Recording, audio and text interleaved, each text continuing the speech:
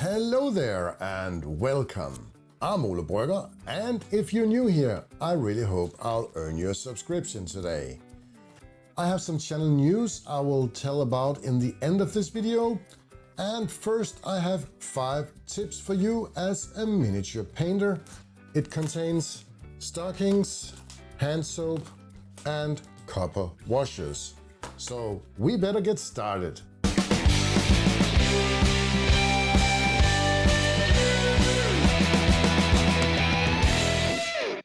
Number 1. Brush holders. This is the brush holders I use on my daily basis. I have the metal one where I can dry my brushes with the bristles down. I use gravity to get the water out of my bristles. And the other one for my brushes when they are dry, just to keep them in storage. You can get these brush holders for very cheap. This is the cheapest one I could find, but you can get all sorts of stuff and some of them are more fancy than others. Most important part is that the bristles are down as long as the brush is wet. And never leave your brush in your paint water. The tip will bend and this brush is not recoverable at all. I can just cut the tip off and use it as a dry brush. Tip number 2. Saving a split brush. Anyone who paints and uses brushes have tried this scenario. The brush is split and it's because paint have stuck in the ferrule. Usually if it's a cheap brush, I will just throw it out. But sometimes I get attached to a brush and I want to try to save it. And you can get all sorts of products. This is some brush soap. But these kind of products are usually quite expensive. But there is a cheaper way. A block of hand soap. This is the cheapest soap I could find and it works perfectly. It does exactly the same thing for the brush as the more expensive products. You just dip the brush in water and massage it into the soap. I always do this after I'm done painting with my ordinary brushes. It doesn't have to be the split brushes. And it will keep the brush very soft and ready to use on the next project. However, I don't think soap is enough for this brush. It's a bit stubborn. But I have another solution for that. Isopropyl alcohol. I'll just leave it in a jar of isopropyl alcohol for a couple of hours and hope it will dissolve the paints in the ferrule. But we don't want to leave the brush in a jar of isopropyl alcohol with the bristles touching the bottom. I will use my brush holder and a tiny shot glass where the brush can hang with bristles down. I left it in the isopropyl alcohol for a couple of hours, rinsed it with water and started to rub it in the soap. And if you look closely, you can see some tiny black specks of dried paint. And this is actually the paint from the ferrule that is coming out of it. I'll just continue, rinse and repeat for about 5 to 10 minutes and wipe off the brush in a piece of cloth. And I think this brush is saved. Now just hang it to dry and it will be ready to see some more actions on miniatures and terrain. Tip number 3. Paint palettes.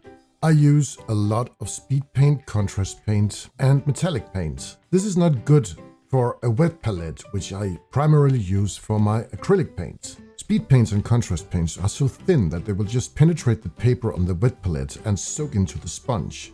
And the same thing goes for the metallic paints. They contain flakes and I don't want them in my sponge either. I use some hard palettes and some fidget poppers for my speed paints. And the fidget poppers, they just work perfectly. But the problem is, it is very hard to clean them in the riffles along the edges of each hole. And I found a way to improve that, and another thing that is a lot easier to clean. Baking mats for dog treats. I found one in my local grocery store and I cut it up into a reasonable size that would fit my painting table. I have 36 holes in each palette and the leftovers that didn't fit that pattern, I had these 2x6 and they are so easy to clean.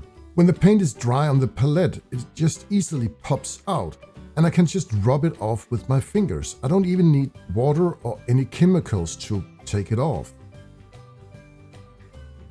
And one full baking mat will have me set for life for palettes for my speed paints and metallics. Tip number 4. wet palettes. I have 2 wet palettes, but this tip will apply to any wet palette you own. Let's start cleaning up and prepare this wet palette. I haven't used this wet palette for over a week, and I'm pretty lucky that there's no mold in it. But this could have happened if I didn't do what I'm about to show you. But first, I will need to prepare it with some more water. Put a fresh piece of paper into it, and here we have the first problem. It starts to curl up as soon as it gets wet. And here I will use these copper washers. They serve 2 purposes. First, they will prevent the paper of curling. Second, it is copper and it will prevent molding. I haven't used my Army Painter wet palette much, but I might as well prepare it the same way as the other one. Soak the sponge in water, give it a clean sheet of paper, and put a copper washer in each corner. Tip number 5, airbrush primer paints. This is a fairly clean airbrush. I use this a lot to prime and paint my miniatures and even terrain. If you are used to use an airbrush, you also know that it clogs up sometimes, and it requires a full breakdown and cleaning before you can use it again. I don't know what it is with airbrush primers, but they leave some kind of flakes inside the paint, and I think this is primarily the reason why the airbrush clogs up sometimes. I've tried all kinds of brands of paint, and all of them have this problem. Primarily, I use Army Painter and Vallejo. RedBeardBoss, another YouTuber, had a solution to this problem, and it requires a pair of old stockings. I will leave a link to his video in the description below. You just need to cut out a small piece of this stocking. Remove the dropper cap from the bottle and put the piece of stocking on top of the bottle and put the dropper cap back in place. Trim off the excess, and then you have a built-in filter in your bottles. And this should catch all the flakes that should be inside. And you have clean paint in your airbrush. You can do the exactly same thing on Vallejo bot. Just screw off the cap, put on the stocking, and screw the cap back on, trim off the excess, and you are done. That was just 5 quick tips for you. You can choose to use them or not. I really hope you would like to make a comment below so I can get some feedback on how you will use these tips or if you're doing something different. But now I will have a bonus tip for you.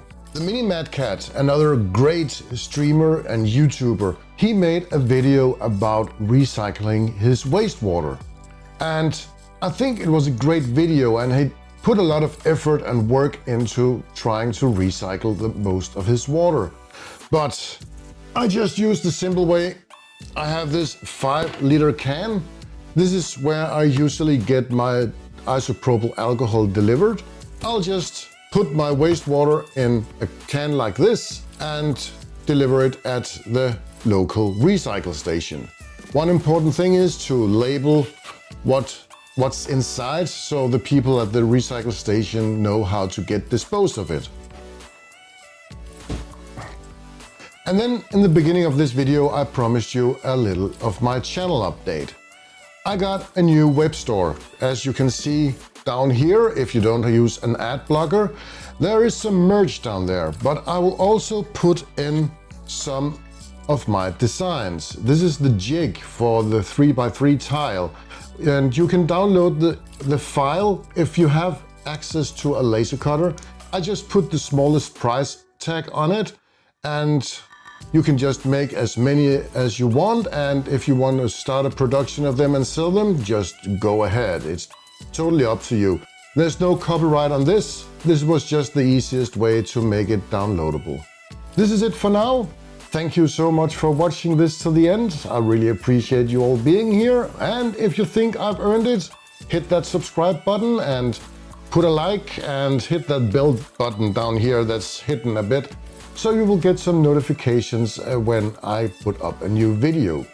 I have some miniatures to paint, but more about that in the next video. Goodbye for now.